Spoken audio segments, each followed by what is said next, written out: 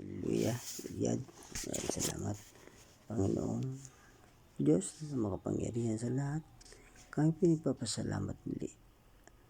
Silayan namin ang bagong araw, Panginoon. Panginoon, kami po ay nagpapasalamat sa lahat ng biyaya.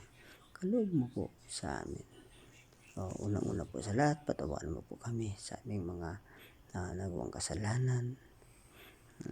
Gabay mo po ang aming mga pamilya, kaibigan at aming mga mahal sa buhay. Bigyan mo po kami ng lakas, talino o kalakasan para magampanan namin, Panginoon, ang maayos.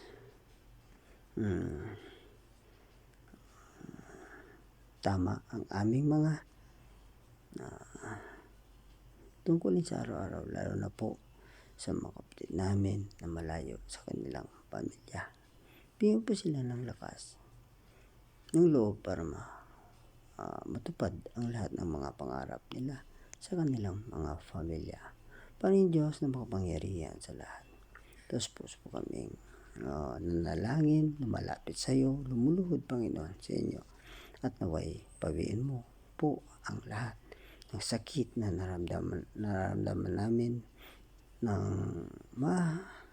may karamdaman, Panginoon. Bigyan mo po sa amin ng pagkakataong masilayang muli ang bagong umaga, O Lord. Thank you, Father God. At sa muli, Panginoon, kami po ay gabay mo po, Panginoon, ng may kasiyahan, Panginoon, Lord God. Thank you, Father God. In the name of Jesus. Amen. Ano tayo dito ang topic ko? Nasabi dito, ako po, Panginoon, ay isang nilamang, Panginoon. Ito. Bata pa lang ako, kilala ko na ang Diyos. Hindi ko siya kailanman nakita, pero alam kong nandyan siya sa tabi ko. Hindi ko kailanman narinig ang boses niya, pero kinakausap ko siya.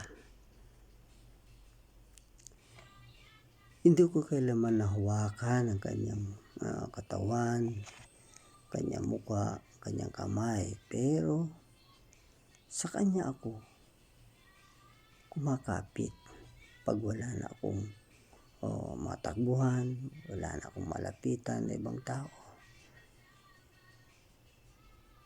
Hindi ko sinisisi, pero humihingi ako ng tawad kapag ako ay nakagawa ng hindi kalugod-lugod o nagkakasala sa pananalita,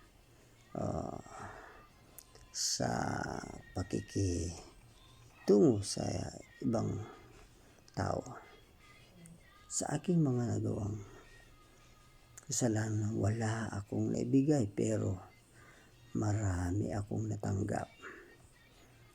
Araw-araw akong nakikipagsapalaran sa buhay na walang anumang armas o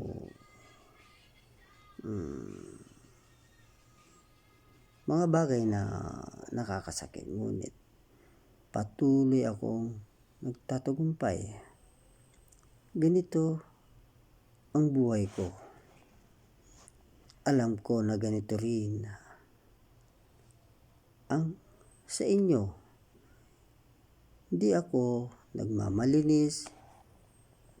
Oo, minsan nagdududa ako sa Diyos. Tinatanong ko ang sarili ko.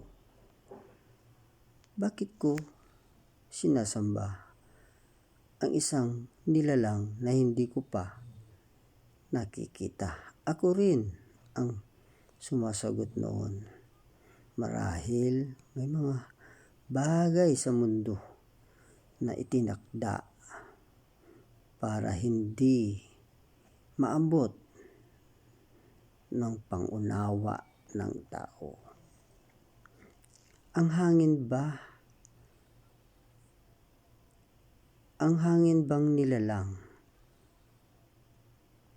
O ang hangin bang nalalanghap o nilalanghap natin ay nakita mo na? Hindi, di ba? Pero hindi ka mabubuhay nang wala hangin. Bakit? Ang tubig ba sasagot pag ikaw ay nauuhaw? Hindi, di ba? So, ang lahat ng yan, lahat ng bagay na nakikita o ginagamit natin ay nilalang ng Diyos. Ang lahat ng bagay na yan ay binagkaloob sa atin. Kaya dapat tayo magpasalamat. Dahil kung wala siya, kung wala yung mga kagamitan na yan, yung mga bagay, yung mga buhay, patay, hindi gumagalaw, lumalangoy, lumilipad, kinakain, mga halaman na ating kinakain sa araw-araw ay nagbibigay kalakasan sa atin. Kaya mga kapatid, dapat tayo magpasalamat sa ating mahal na Panginoon Diyos. Hallelujah, Lord God. Maraming salamat muli sa gabing ito, O God. In the name of Jesus. Amen.